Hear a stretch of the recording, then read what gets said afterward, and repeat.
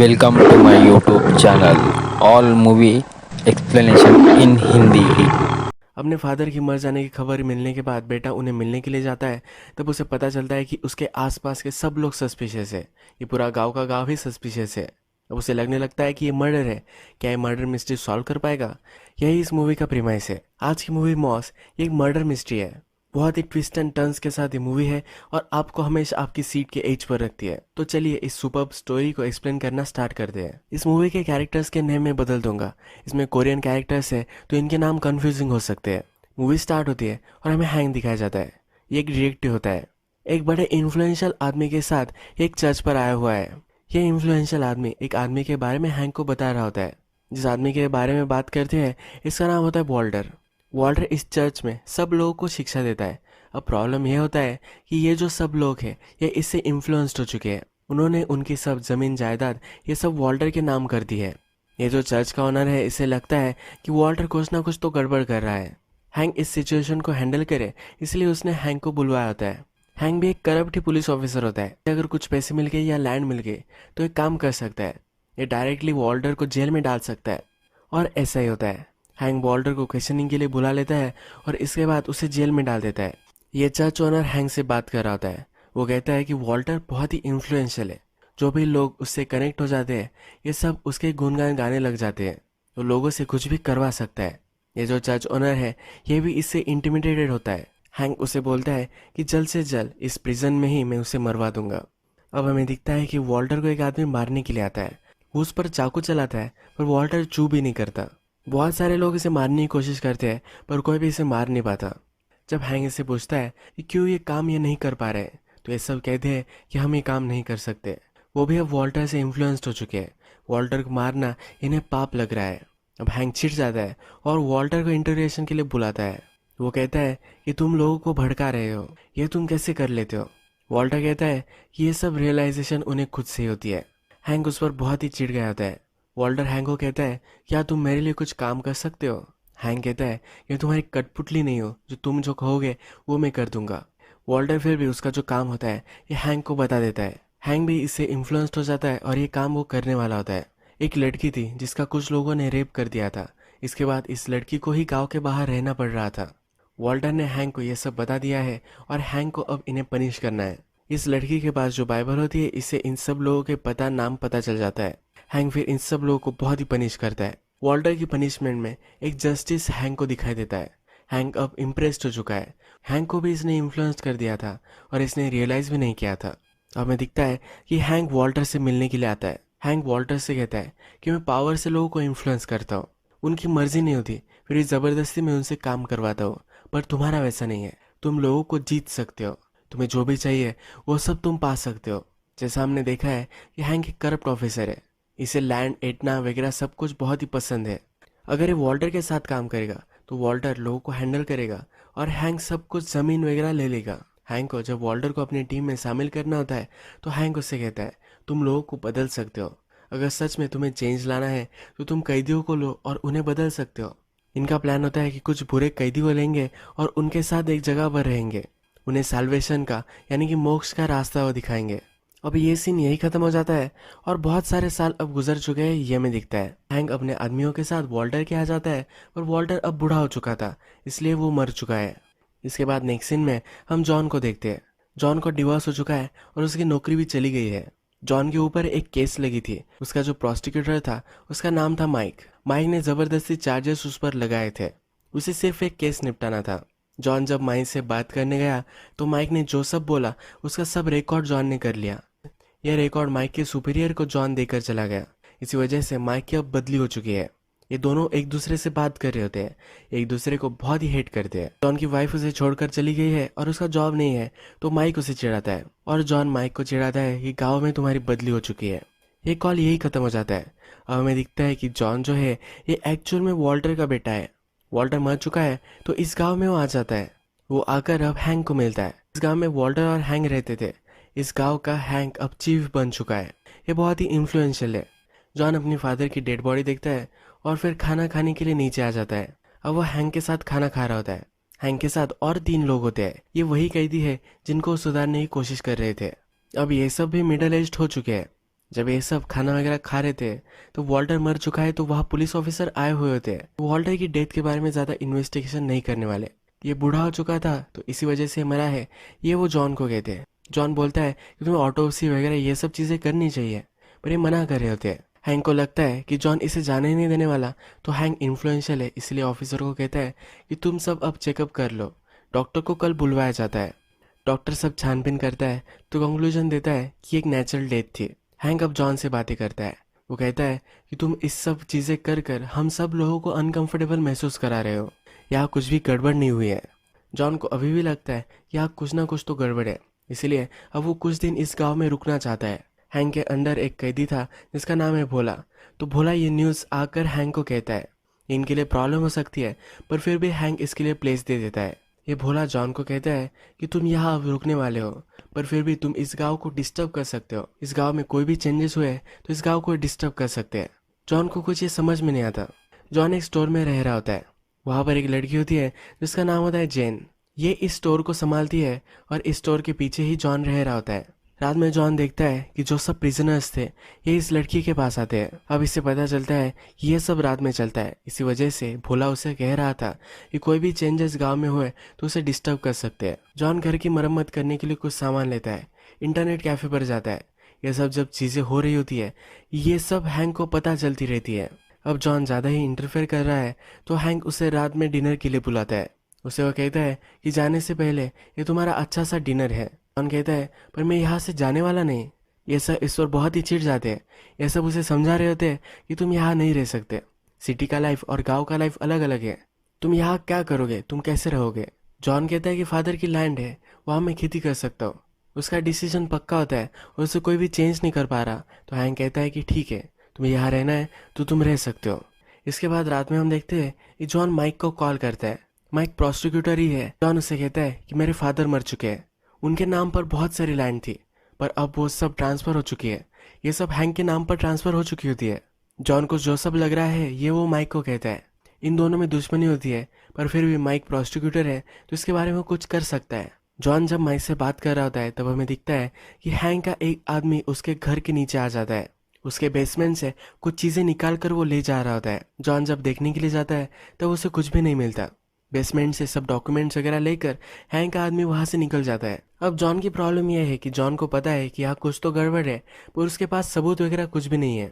उसके घर में कोई आ सकता है, इसीलिए एक मोशन सेंसर लाइट्स वो लगाता है। इसके बाद वो कुछ ट्रिक करने के लिए हैंक के पास आता है।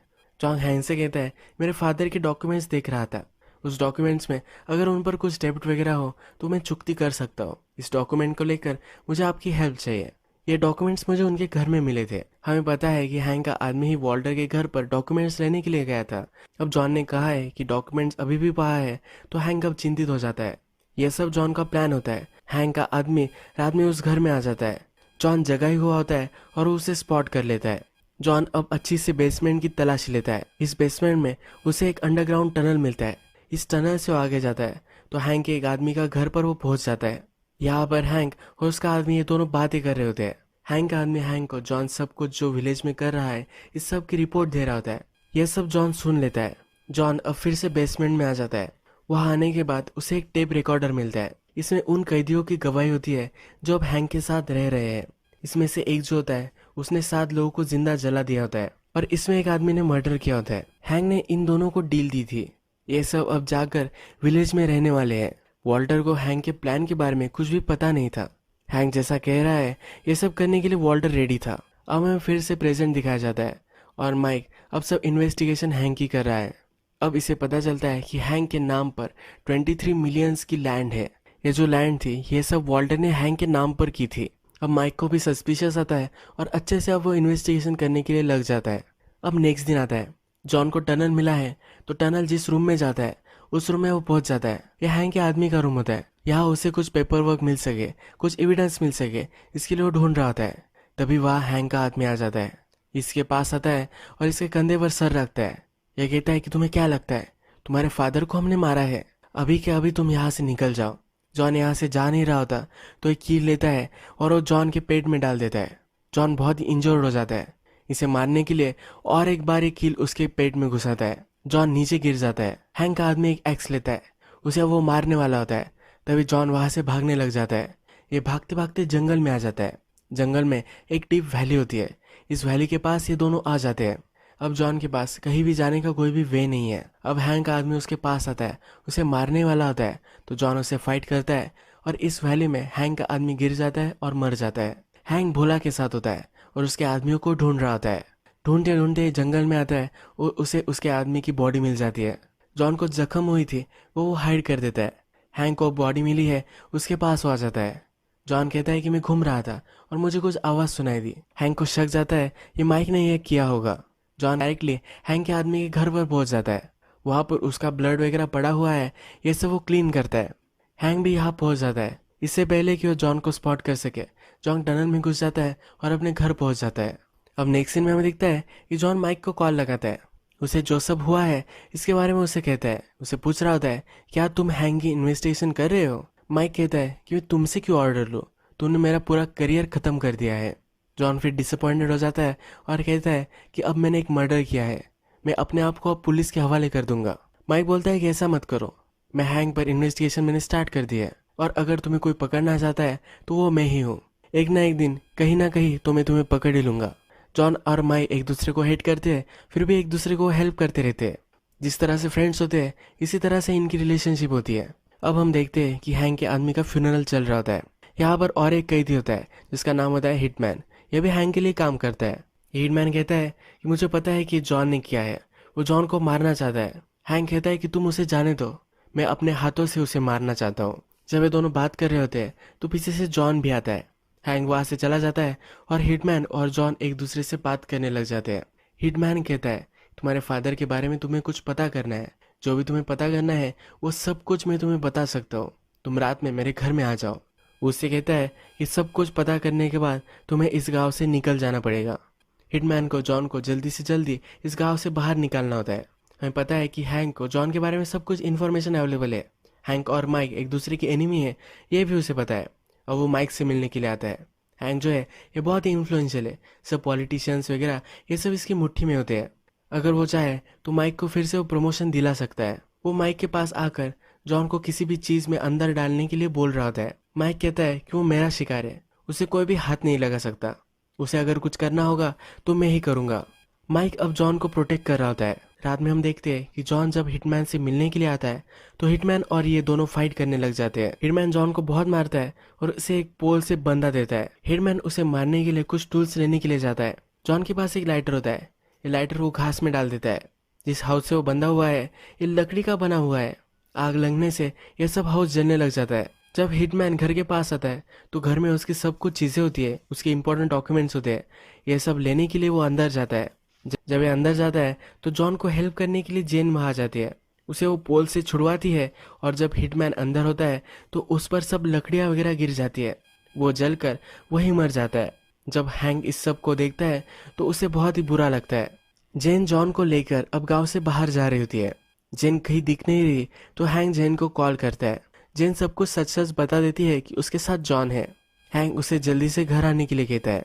जब जेन घर पर आती है तो हैंक के साथ उस होती है। यहाँ हमें पता चलता है कि इन दोनों में संबंध है। हैंक उसे जोर से स्लैप करता है। उसे लगता है कि ये जॉन से अट्रैक्टेड है। जॉन इंजर्ड था इसलिए वो सिटी के हॉस्पिटल में है।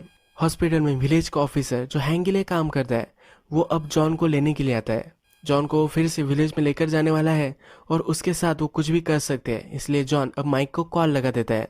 वो माइक को एज अ लॉयर प्रिटेंड करने के लिए कहता है। माइक भी प्रिटेंड करता है और उस पुलिस ऑफिसर को वहीं रुकने के लिए कहता है।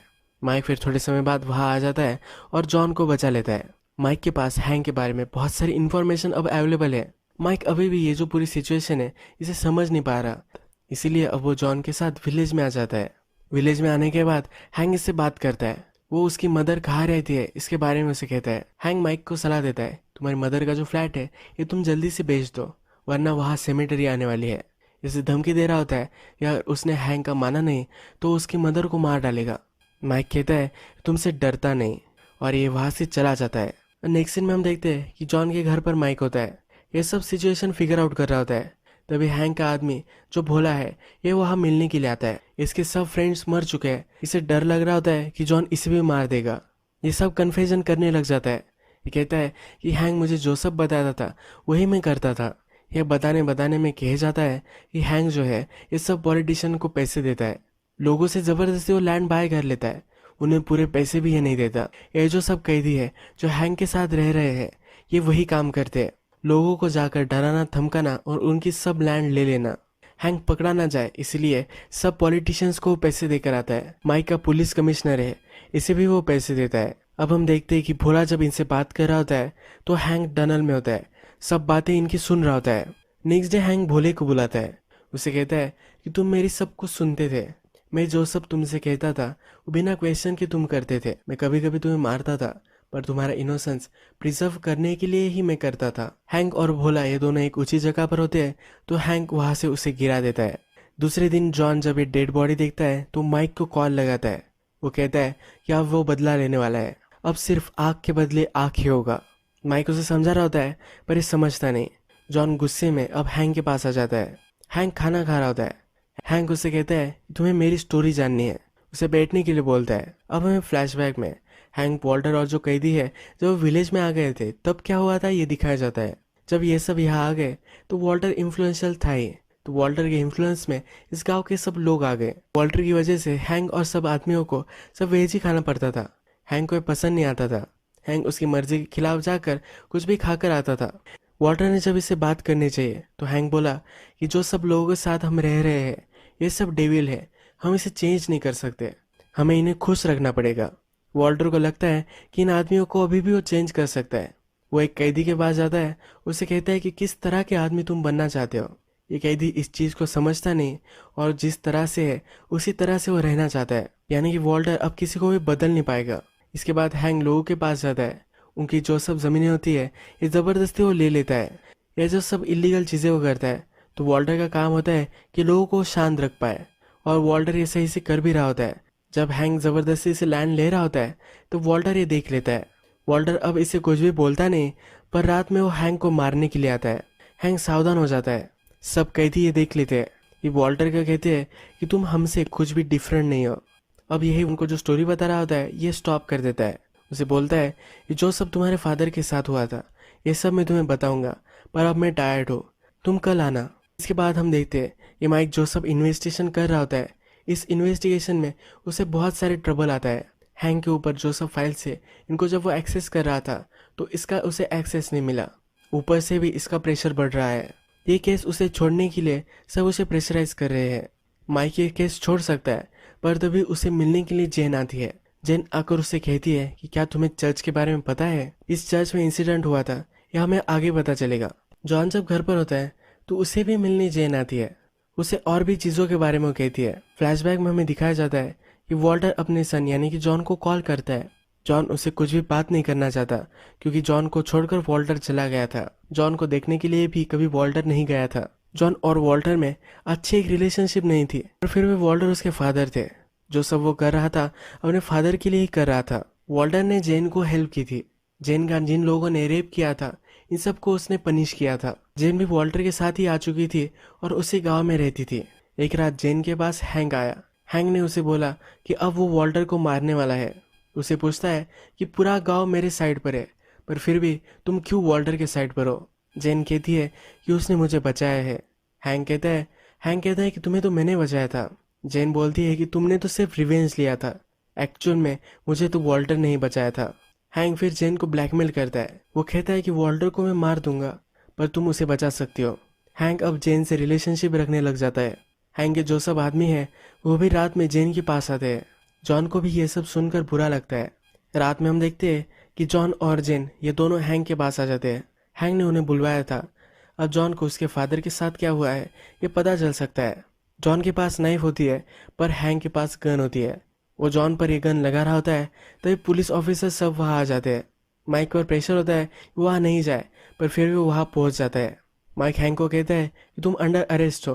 वो उसे लेकर जाना चाहता है पर हैंक कहता है तुम्हारे पास मेरे अगेंस्ट कोई भी सबूत नहीं है। माइक ने ऑलरेडी सब गाँव पर छापा डाला होता है। जहाँ भी हैंक के सब डॉक्यूमेंट्स है यहाँ पर वो पहुँच गया होता है। हैंक के जहाँ डॉक्यूमेंट रखे हुए हैं वहाँ हैंक का पुलिस ऑफिसर पहुँच जाता है। तब केरोसिन वगैरह वहाँ डालता है और इसको आग लगा देता है। दूसरे पुलिस ऑफिसर इसे पकड़ लेते हैं पर ये अपने आप को भी आग लगा लेता है। ये सब चीज़ जो हुई है ये माइक को पता चलती है। जो पुलिस ऑफिसर मरा था ये हैंक का ही बेटा था। हैंक ये देखकर हंसने लग जाता है। उसका बेटा मरा है, इसका उसे कुछ भी गम नहीं होता। इसके खिलाफ कोई भी सबूत नहीं है, इसकी खुशी उसे होती है। अब हैंक जॉन के फादर के साथ क्या हुआ था ये सब उसे बताने लग जाता है। वो जॉन को कहता है कि तुम्हें लगता है कि तुम्हारे फादर इनोसेंट थे, पर ऐसा कुछ भी नहीं था। उन्होंने चर्च में जो सब लोग थे इन सबको मार डाला था। उन्होंने उन्हें पॉइजन कर दिया था। तभी जेन बात करने लग जाती है। जेन कहती है कि जैसा हुआ था ऐसा तुम नहीं बता रहे हो, रियलिटी कुछ अलग ही है। जेन फिर बोलती है कि हम चर्च में गए थे पर वहां से जल्द से हम निकल गए थे। हैंक जब हमें लेने के लिए आया तो हैंक के कान पर खून था। हैंक के पास एक पैसों से भरा हुआ बैग भी था। इसका मतलब है पैसों के लिए हैंक ने चर्च के सब लोगों को मार दिया था। वॉल्टर को यह सब पता था पर वॉल्टर कुछ भी कर नहीं पाया।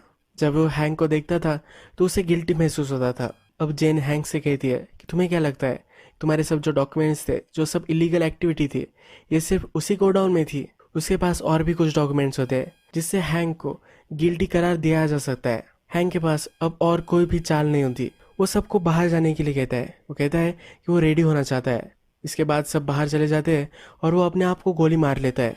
अब कुछ समय गुजर चुका है। जॉन अपने शहर में चला गया था और अपने फादर के गांव में वो फिर से आ रहा है। वो फिर माइक को कॉल करता है। माइक का भी अब प्रमोशन हो चुका होता है। ये दोनों एक दूसरे को कॉन्ग्रेचुलेशंस करते हैं। माइक कहता है कि तुम भी अब ज़्यादा ट्रबल में नहीं आए हो, तुम्हें भी मुझे कॉन्ग्रेचुलेशंस करना चाहिए। इन दोनों में बहुत अच्छी दोस्ती अब हो चुकी होती है। ये दोनों फिर से मिलने वाले होते हैं और डिनर करने वाले होते हैं। अब हमें दिखता है कि जॉन जब गांव में पहुंचता है, यहाँ हम देखते हैं कि जेन अब गांव की चीफ हो चुकी है। हैंक की जगह उसने ले ली है। अब जॉन को फोन कॉल याद आता है। उसके फादर मर चुके हैं तो इसका फोन कॉल जेन ने ही किया था। जेन ने उसे बताया है कि उसके फादर मरे थे, वो नेचुरल डेथ से मरे थे। एक्चुअल में जेन को ही हैंक से बदला लेना था। इसी वजह से उसने जॉन को कॉल किया था। उसे पता था कि जॉन को लगेगा उसके फादर की डेथ नहीं थी तो वो मर्डर था। इसी वजह से वो इन्वेस्टिगेशन करेगा और हैंक हर्ट हो ही जाएगा। जैसा उसका प्लान था ऐसा ही हुआ है। अब जेन इस गांव की चीफ बन चुकी है, उसे अच्छी सी पोजीशन भी मिल चुकी है और उसने रिवेंज भी ले लिया है। अगर हम इस मूवी में देखें तो वॉल्टर एक बहुत ही अच्छा आदमी था। वो सब चीज़ें अच्छे से करना चाहता था, पर हैंक को हमेशा से लालच था। उसने वॉल्टर को मैनिपुलेट किया और अपने काम के लिए उसे यूज कर लिया। वॉल्टर कभी भी उससे बदला नहीं ले पाया। जेन का भी फायदा हैंक ने उठाया था। जेन अभी भी यंग थी, वो कुछ ना कुछ तो कर ही सकती थी, इसलिए उसने सब कुछ प्लान किया। जेन के प्लान में जॉन मैनिपुलेट होता रहा और हैंक से उसने बदला ले लिया। हमने मूवी में देखा है कि वॉल्टर को एक सेंस ऑफ जस्टिस था। कुछ भी गलत उसे पसंद नहीं था। उसी तरह से सेंस ऑफ जस्टिस जेन के पास है। वॉल्टर जो सब चाहता था कि अच्छी तरीके से लोगों को गाइड किया जाए, अच्छी तरीके से वो एक जगह पर रह सके, यही सपना उसका अब जेन कंप्लीट कर रही है। यही मूवी एंड हो जाती है। अगर आपको वीडियो अच्छा लगा